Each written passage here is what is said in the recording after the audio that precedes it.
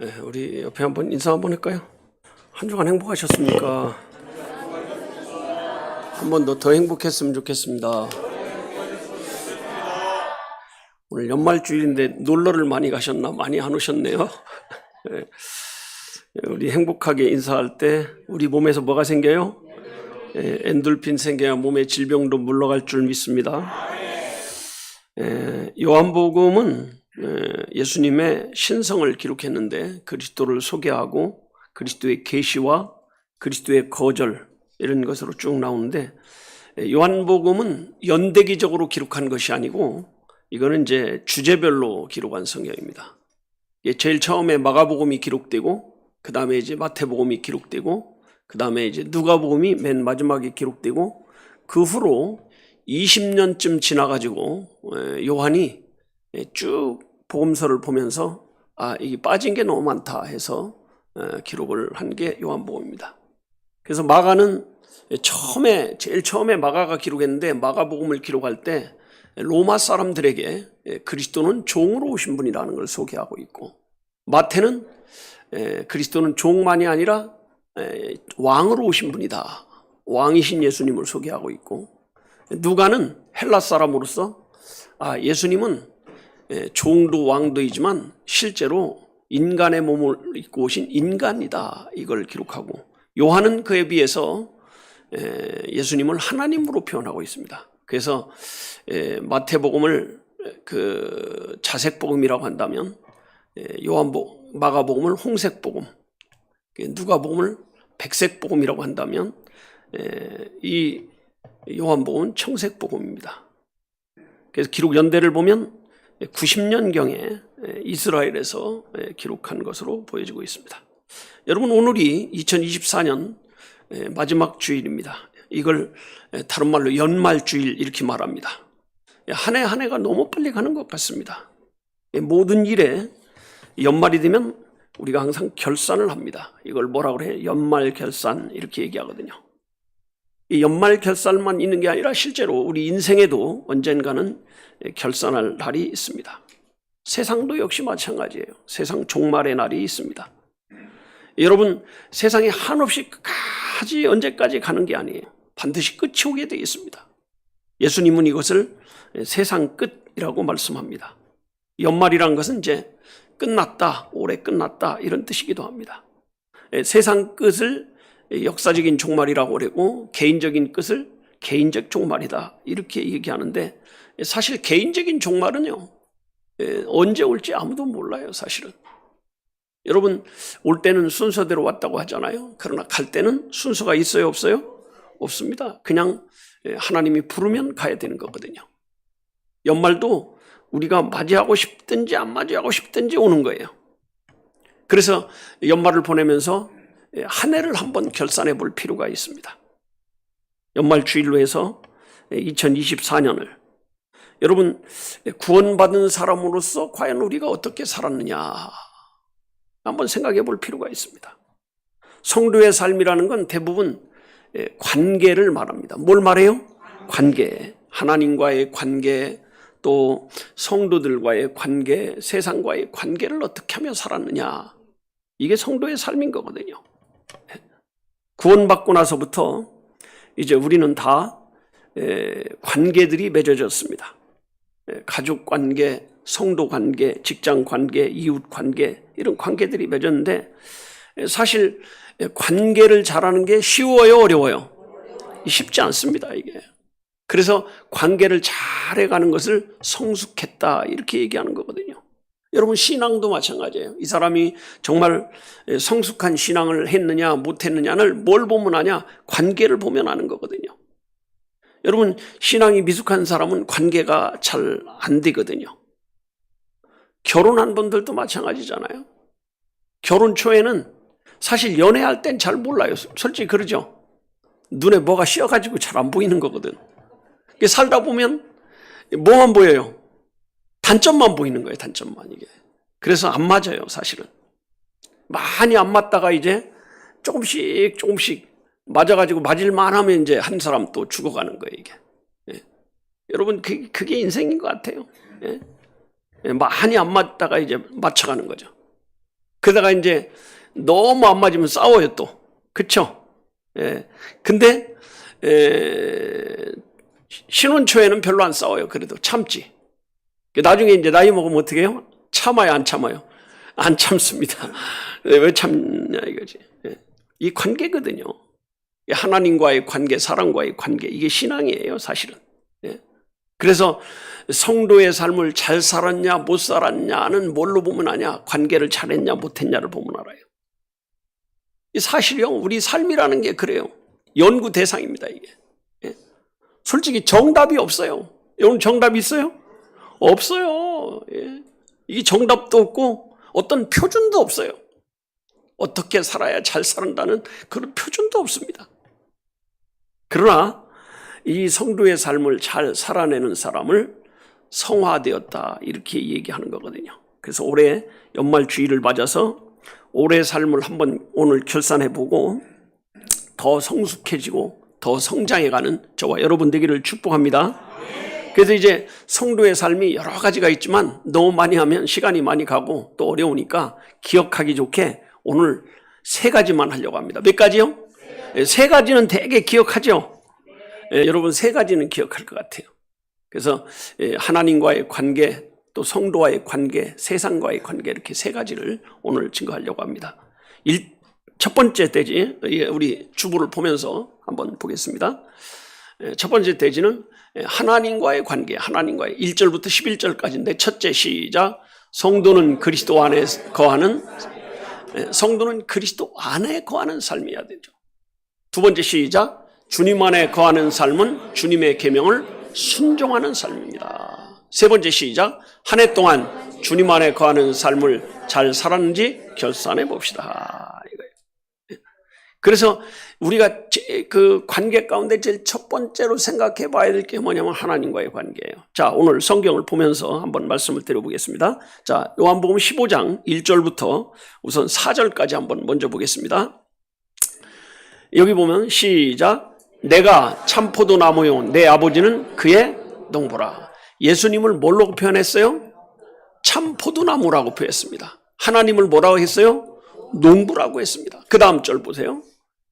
무릇 내게 있어 과실을 맺지 아니하는 가지는 아버지께서 이를 제해버리시고 무릇 과실을 맺는 가지는 더 과실을 맺게 하려 하여 이를 깨끗게 하시느니라. 그러니까 가지가 이 과실을 맺지 않으면 잘라버리는 거예요. 봄에 가지치기 하듯이 이거 안 열리게 생겼네, 잘라버리는 거예요. 그리고 열매를 맺을 수 있는 그 가지는 더 열매를 잘 맺을 수 있도록 깨끗게 치워주는 거예요. 그 다음에 시작. 너희는 내가 일러준 말로 이미 너희는 내가 일러준 말이라는 게 뭐예요? 예수님이 전해준 복음을 듣고 믿어서 이제 예수 믿었으니까 뭐예요? 깨끗 죄사함 받았다 이거죠. 그 다음에 내 안에 거하라. 나도 너희 안에. 그러니까 뭐라고 그래요? 내 안에 거하면 나도 너희 안에 거할 것이다. 주님이 이렇게 말씀하셔요. 그 다음에 뭐라고 그래요? 가지가 포도나무에 붙어있지 아니하면 절로 과실을 맺을 수 없음 같이 너희도 내 안에 있지 아니하면 그러하리라. 예수님을 포도나무로 비유하고 우리를 가지로 비유했는데 너희가 꽃을 피고 열매를 맺기 위해서 내게 뭐 한다? 붙어 있어야 한다는 거죠. 붙어 있어야 한다. 그 다음 절에는 좀 더 디테일하게 이렇게 설명을 하고 있습니다. 5절 한번 보세요. 5절에 시작. 나는 아예 예수님이 뭐라고 그랬어요? 포도나무요. 그 다음에 너희는 가지니 저가 내 안에 내가 저 안에 있으면 이 사람은 과실을 많이 맺나니 나를 떠나서는 너희가 아무것도 할 수 없습니다. 여러분 붙어있지 않으면 우리는 그 열매를 맺지 못해요. 근데 이제 오늘날은 많은 사람들이 무슨 신앙을 하냐면 조립식 신앙을 해요. 조립식이 뭐예요? 필요할 때 붙였다가 떼놓고 열매 맺을까요? 못 맺을까요? 절대로 못 맺습니다. 제가 어릴 때 그 할아버지한테 뭘 배웠냐면 감나무 접 붙이는 걸 배웠어요. 딱 잘라내고 딱 붙인 다음에 비닐로 덮고 끈으로 세게 묶어줘야 돼요. 근데 그걸 며칠 있다가 또 띄었다가 다시 붙이고 그러면 자랄까요, 못 자랄까요? 절대로 못 자라요. 여러분, 우리 조립식 신앙하면 안 돼요. 붙였다 뗐다. 교회 올 때는 붙였어. 하나님의 자녀야. 나갈 때는 띄어가지고 세상 사네. 이거 열매 맺을까요, 못 맺을까요?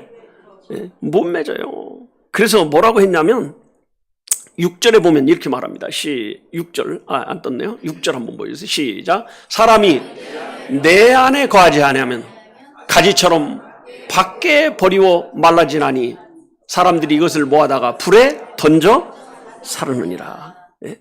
그 다음 7절에 보니까 이렇게 말하죠. 시작. 너희가 내 안에 거하고 내 말이 너희 안에 거하면 무엇인지 원하는 대로 구하라. 그리하면 이루리라. 그러니까 우리가 예수님이 내 안에 거하는 건 예수님이 여기 싹 들어오는 게 아니에요. 예수님의 말씀이 들어와야 돼요. 처음에는 어디로 들어와요? 귀로 들어오는 거예요. 귀로. 그래가지고 어디로 가요? 머리로 가요. 그래가지고 어디까지 와야 돼요? 다시 요까지 와야 되는데 여기서 휙 날아가는 사람 있고 휙 없어지는 사람 있고 별 사람이 다 있는데 요까지 와야 돼요. 그게 진짜 믿는 사람이에요. 그럼 요까지 와 있으면 여기에 화가 많이 있는 사람은 뭘 잘 낼까요? 화를 잘 내는 거예요. 여기에 예수가 꽉 찬 사람은 예수가 나오는 거죠. 사람이 다른 거예요. 사람이 달라지는 거예요. 그래서 여기에 있을 때 하나님의 말씀이 있을 때 과실을 맺는다는 게 뭐냐면 믿음의 역사가 나타나는 거예요. 믿음의 역사. 이게 하나님과의 관계가 정말 중요한 거예요. 그래서 우리가 하나님과 처음 관계를 맺을 때가 언제였냐? 구원받을 때 맺은 거예요. 우리는 구원받을 때 하나님과 관계가 어떻게 됐어요? 자녀가 된 거예요. 자녀가 된 거죠.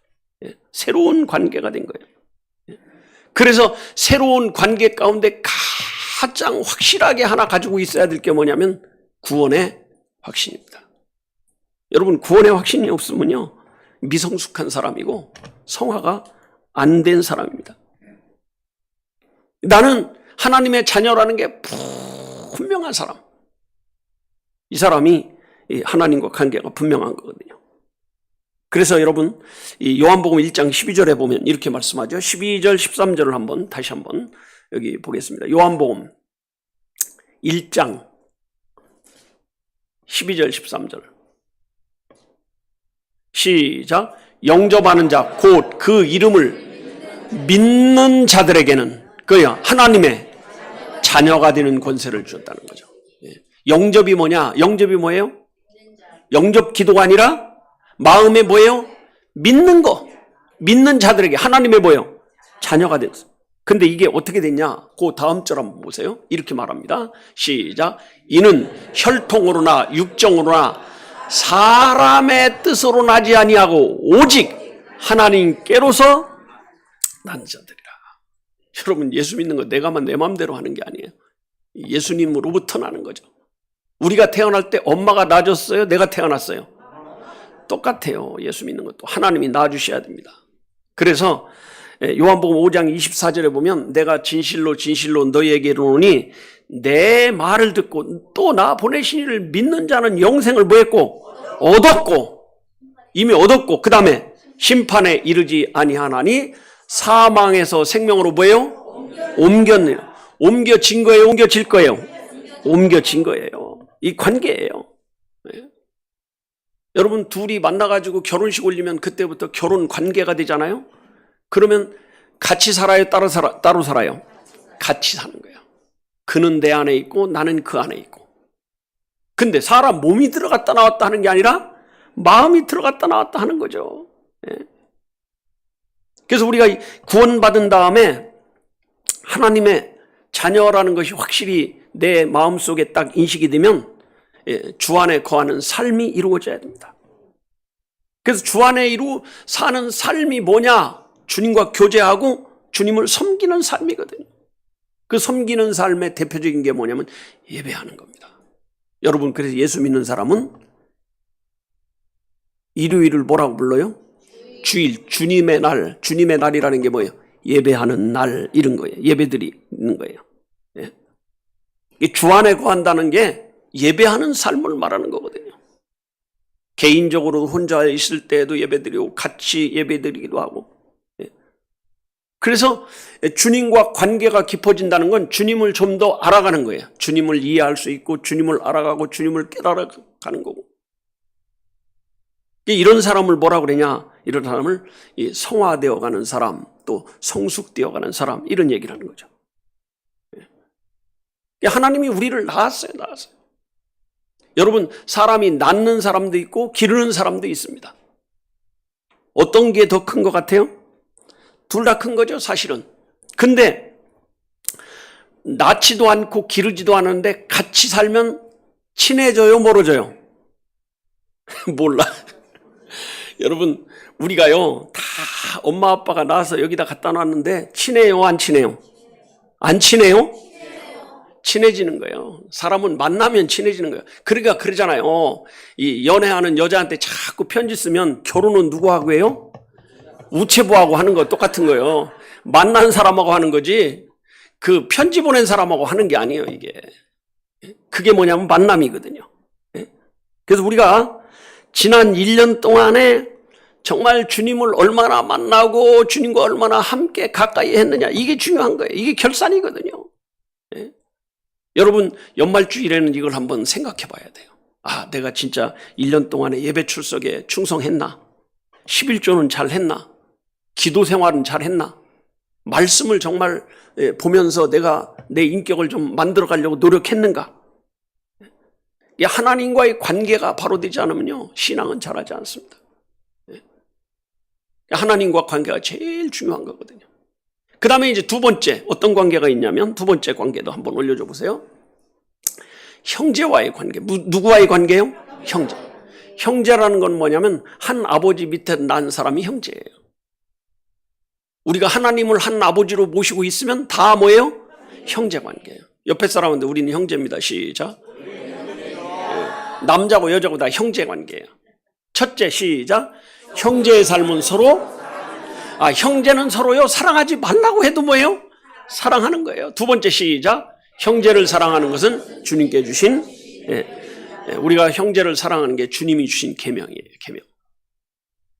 세 번째, 시작. 한 해 동안 형제끼리의 관계는 어땠느냐, 이거죠.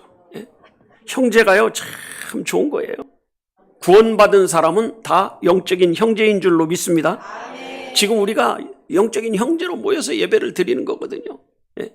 형제도 육적인 형제도 있고 영적인 형제도 있는데, 육적인 형제는 한 아버지 밑에 나오면 육적인 형제거든요. 한 부모 밑에 태어나면. 근데 우리는 하나님 안에서 태어난 한 형제인 거예요. 엄밀히 따지면 육적인 형제는 세상 끝나는 날 끝나는 거예요. 100년도 못 살고 다 끝나는 거예요. 그러나 영적인 형제는 영원토록 함께하는 거거든요. 굉장히 중요한 거예요, 이게.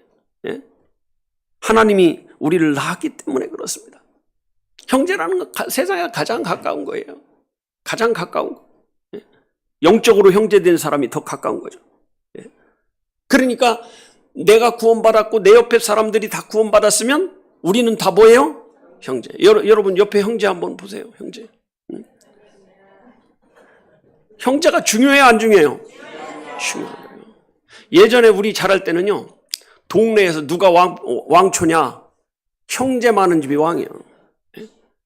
왜냐하면 싸움을 하면 다 달려들거든요. 저는 사실 아버지 형제가 많았어요. 아버지 형제가 8형제였는데 우리가 우리 아버지가 6번째인데, 그러니까 대학생부터 초등학교 유치원까지 아기까지 사촌들이 다 있으니까 학교를 가면 어딜 가나 어느 학년이나 다 형들이나 누나들이 다 있고 다 있으니까 첫째는 매 맞을 일 없고, 그쵸? 선배들한테도 매 맞을 일이 없어. 두 번째는 왕따 될 일이 없어. 그리고 만약에 누가 왕따 시키면 우리 사촌 형제끼리만 모여도 왕따가 될 수가 없어. 수십 명 되니까.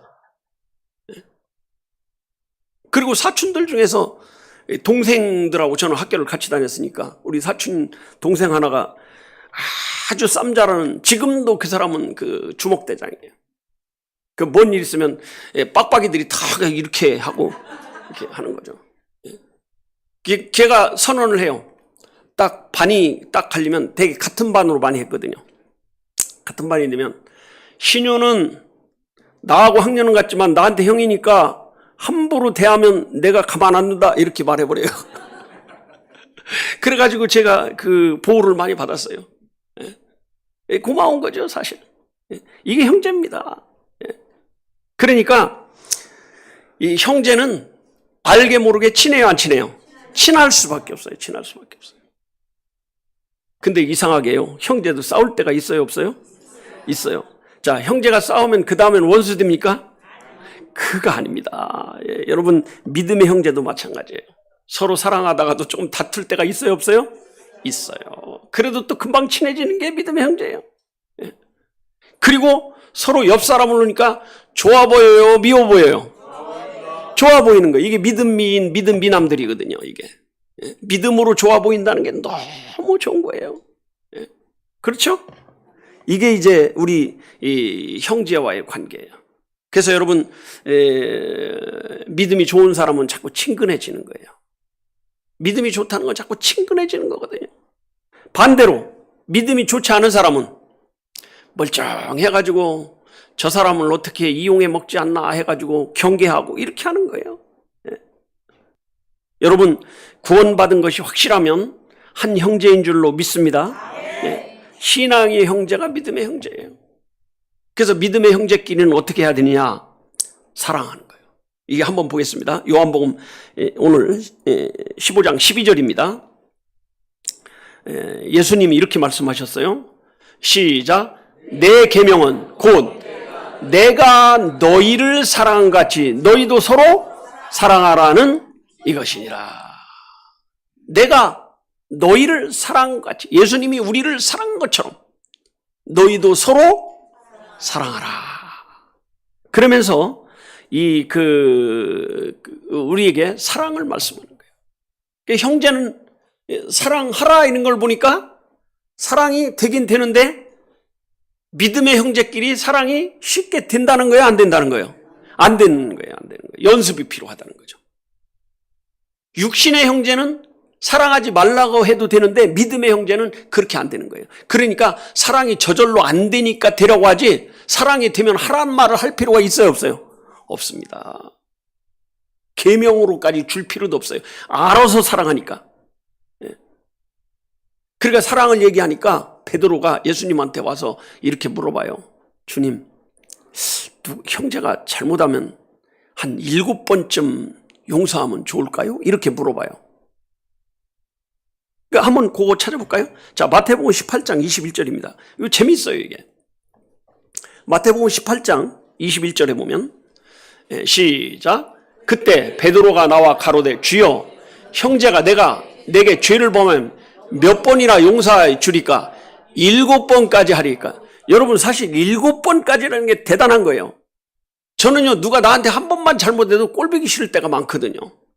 근데 베드로는 지금 몇 번까지 한다는 거예요? 7번까지라는 거예요.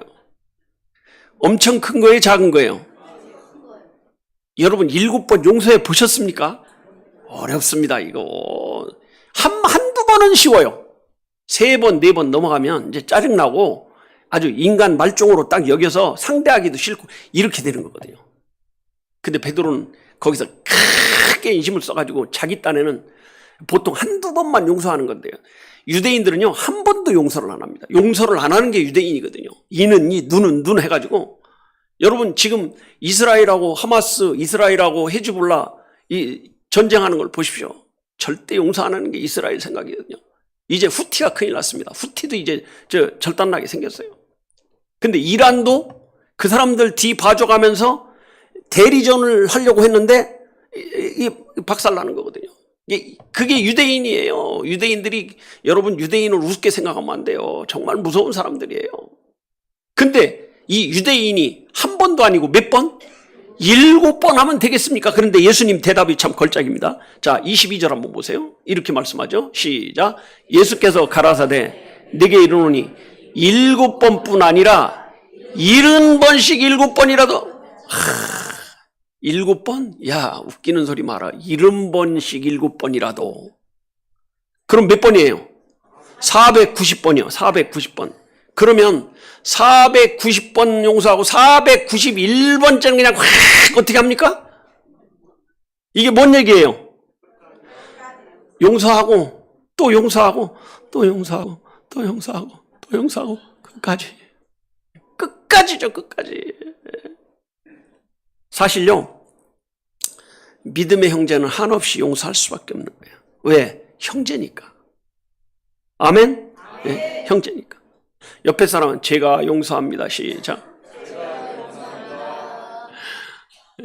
우리가 이게 믿음이라는 거죠. 이게 진짜 믿음이에요. 네. 그 싸울 땐 싸우는 거예요. 또 저도 뭐 형제들하고 싸웠어요. 많이 싸우며 자랐죠. 근데 어른 되니까 싸울 일이 있어요, 없어요? 왜 없을까요? 떨어져 살거든. 떨어졌는데 뭘 싸워요? 싸울 일이 있어도 떨어졌는데 어떻게 살아요? 자, 그 다음에 요한복음으로 다시 갑니다. 9절에 15장 9절입니다. 요한복음 15장 9절을 한번 보겠습니다. 시작. 아버지께서 나를 사랑하신 것 같이 나도 너희를 사랑하였으니 나의 사랑 안에 거하라. 하나님이 예수님을 사랑한 것처럼 예수님도 우리를 사랑했는데 나의 그 사랑 안에 거하라는 게 뭐예요? 너희도 사랑하라 이거죠. 10절에 시작. 내가 아버지의 계명을 지켜 그의 사랑 안에 거하는 것 같이 너희도 내 계명을 지키면 내 사랑 안에 거하리라. 내 계명이라는 게 뭐예요? 사랑하는 거거든요. 사랑하는 거. 누구를요? 형제. 이만희 사랑하면 될까요? 안 될까요? 왜 안 돼요? 원수거든요. 원수. 이단들은 꼭 원수를 사랑하라고 했잖아. 거기 그 마태복음에 나오는 원수는요, 같은 유대인끼리인데 예수 믿는 것 때문에 미워하는 거, 요게 형제거든요. 이게. 그걸 말하는 거지 이단을 말하는 것이 아닙니다. 그러면서 12절에 뭐라고 그러냐면 11절 걸르고 12절 한번 보여주세요. 시작. 내 계명은 곧 내가 너희를 사랑한 것 같이 너희도 서로 사랑하라. 하나님의 계명이 서로 사랑하는 거예요. 구약의 계명하고 신약의 계명이 다른 점이 이거예요. 구약의 계명은 뭐냐면 내 이웃을 사랑하라 이렇게 말씀했습니다. 근데 신약의 계명은 내 이웃을 사랑하라는 것에서 한 단계 더 높여져서 보내면 서로 사랑하라. 뭐 하라? 서로 사랑하라. 서로가 누구예요? 형제를 말하는 거거든요. 이게 새 계명이거든요. 여러분, 그래서 신약에는 일방적인 사랑이 아니라 서로 사랑하는 거예요. 이게 잘 될까요? 안 될까요? 안 되는 거예요. 내가 사랑하고 싶어도 상대방이 사랑을 안 받아들여요. 여러분, 전도하러 가면 전도를 잘 받아들이든가요? 아니에요. 그러니까 서로 사랑. 서로 사랑이라는 것은 안 되니까 하라는 거죠. 힘쓰라는 것도 힘 드니까 힘쓰라는 거예요. 힘 안 드니까 힘쓰라는 거예요. 힘드니까 그러죠. 우리 사랑하는 게 쉽지 않아요. 우리 같이 교회 다닐 때 예배 드릴 동안에는 웃고 즐겁고 찬양하고 똑같이 움직이지만 또 일하다 보면 나요 안 나요? 짜증이? 나요. 근데 세상 사람은 그래. 짜증은 내어서 무엇하나 하잖아요. 예? 옆에 사람이 참 귀한 분들이에요. 귀한 분 한번 쳐다보세요. 옆에. 예? 사랑합니다 한번 해보세요. 예? 여러분, 우리가 1년을 결산하면서 이웃을 정말 우리 형제를 사랑했는가 한번 생각해 봐야 돼요. 어떤 분이 저한테 그러더라고요. 목사님, 우리 교회는 사랑이 너무 해픈 거 아니에요? 그런데 해픈 게 아니에요. 고상한 거지. 여러분, 사랑은 해픈 게 아니라 뭐예요? 많이 하면 고상한 거예요. 고상한 거예요. 그래서 구약의 모든 율법이 뭐였냐면 구약의 율법을 딱 한마디로 해놓은 게 어디냐면 마태복음 22장입니다. 한번 보겠습니다. 마태복음 22장 37절부터 40절까지 거기 보면 이렇게 나옵니다. 시작. 예수께서 가라사대 네 마음을 다하고 목숨을 다하고 뜻을 다하여 주 너의 하나님을 마음, 목숨, 뜻 다해서 주 하나님을 사랑하라는 거예요. 그 다음 절에 38절에 이것이 크고 첫째 되는 이게 크고 첫째 되는 계명이라는 거예요. 그 다음에 둘째는 그와 같으니 그하고 똑같으니 그 다음에 뭐예요? 네 이웃을 네 몸과 같이 사랑하라 하셨으니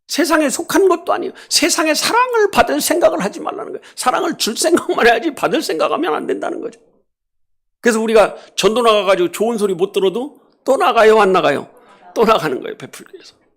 예전에 우리 어릴 때는요, 이 부흥이 같은 거 하면 그 부흥성가 찬송을 많이 불렀는데 그 중에 하나가 뭐냐면 세상 사람 날 부러워 아니하여도 나도 역시 세상 사람 부럽지 않네. 이 찬송 얼마나 많이 불렀는지 몰라요.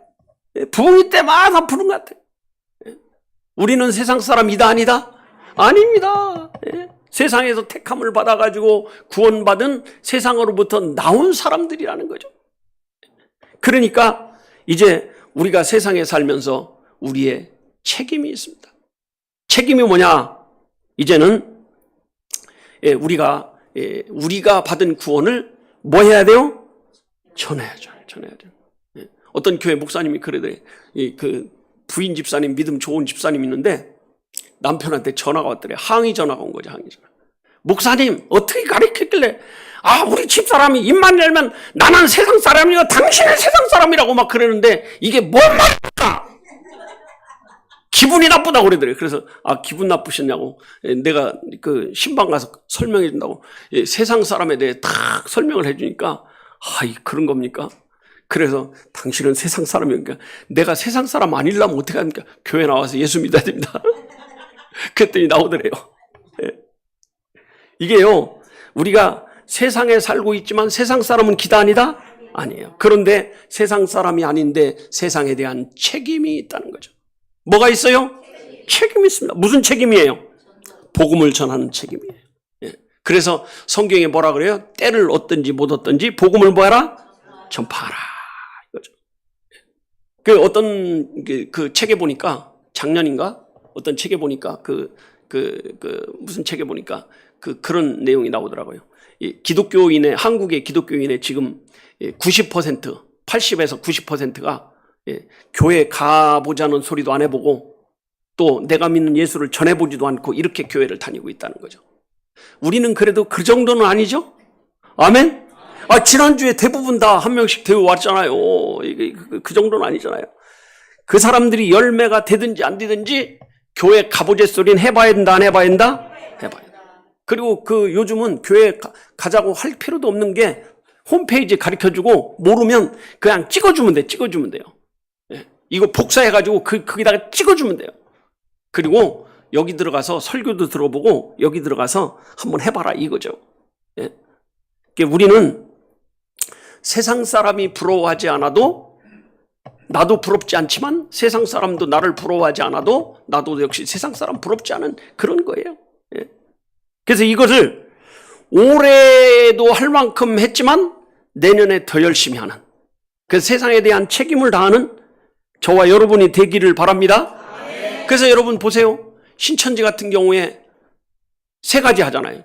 찾기, 막 전도할 사람 찾아. 또 맺기, 맺어. 그 다음에 어떻게 해요? 따기. 이걸 하는데 우리가 안 하니까 쟤네들이 하는 거거든요. 저 이단들이 해야 돼요, 안 해야 돼요? 안 해야 되는데 하거든요. 열심히 하거든요. 이걸 우리가 해야 돼요, 우리가. 우리가 한번 해봅시다. 찾기, 맺기, 따기.